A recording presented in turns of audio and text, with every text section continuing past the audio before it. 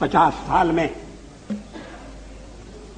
हमने प्रगति की है, इससे कोई इनकार नहीं कर सकता। चुनाव के दौरान वोट मांगते हुए, सरकार की नीतियों पर कठोर से कठोर प्रहार करते हुए, और पुरानी सरकार की नीतियों में आलोचना करने के लिए लायक बहुत सामग्री थी। हर जगह मैंने ये कहा कि मैं उन लोगों में से नहीं हूं जो 50 वर्ष की उपलब्धियों पर पानी फेर दे। ऐसा करना देश के पुरुषार्थ पर पानी फेरना होगा। ऐसा करना देश के किसान के साथ अन्याय करना होगा, मजदूर के साथ जाति करनी होगी, आम आदमी के साथ भी वो अच्छा व्यवहार नहीं होगा। जो सवाल आज मन में उठता है और उठना चाहिए, आजादी को 50 साल होने आए, हम जयंती मनाने जा रहे हैं। आज देश की स्थिति क्या है? हम पिछड़ क्यों गए? प्रगति की दौड़ में जो देश हमारे साथ आजाद हुए थे वो हमसे आगे बढ़ गए, जो देश हमारे बाद जन्मे थे वो हमें पीछे छोड़ गए। दुनिया के गरीबतम देशों में हमारी गणना है। 20% से ज्यादा लोग गरीबी की रेखा के नीचे। राष्ट्रपति महोदय के अभिभाषण में गांव का उल्लेख है, या पीने का पानी नहीं। हम प्राथमिक शिक्षा अनिवार्य नहीं कर सकते। लड़कियों की शिक्षा की उपेक्षा हो रही है। लड़की का जन्म लेना तो इस देश में अभी तक एक अभिशाप है।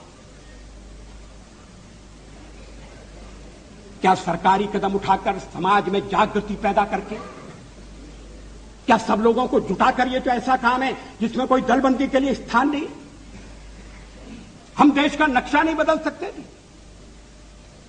देश में साधनों की कमी नहीं है, और साधनों की अगर कमी है तो उसको ठीक ढंग से प्राप्त किया जा सकता है, साधन बढ़ाए भी जा सकते हैं। लेकिन जो साधन हैं उनका ठीक उपयोग नहीं हो रहा। जनता के ऊपर टैक्स लगाकर जो धन इकट्ठा किया जाता है उसका लाभ जनता तक नहीं पहुंचता, आम आदमी तक नहीं पहुंचता। कहां जाता है? किसकी जेब भरी जाती है? किसकी तिजोरी में वो रकम जाती है?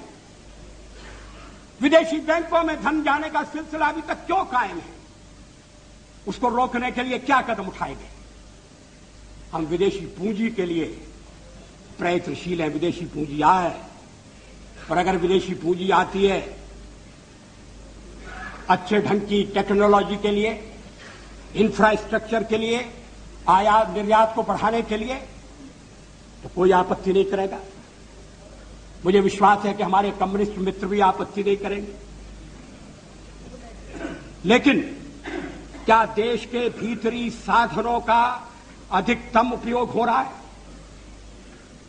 क्या यह सच नहीं है कि भ्रष्टाचार एक राष्ट्रीय रोग बन गया है?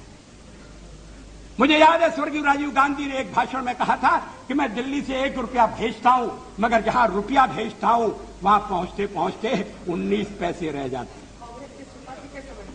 मैंने उनसे कहा कि ये चमत्कार कैसे होता है? वो हंसकर कहने लगे कि जब रुपया चलता है तो घिसता है। रुपया घिसता है, हाथ में लगता है, जेब में जाता है, छोटा हो रहा है। रुपए को पहचानना मुश्किल है। रुपया अंतर्ध्यान हो सकता है। ये देश के सिक्के की स्थिति अच्छी नहीं है। एक तो सरकारी खर्चा बढ़ गया, बढ़ता जा रहा है।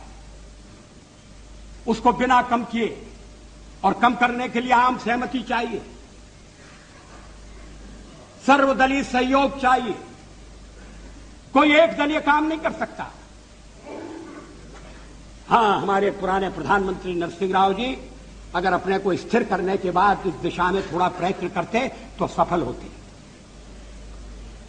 लेकिन वो कुछ ऐसे कामों में उलझे रहे कि ये समस्याएं ध्यान नहीं खींच सकती।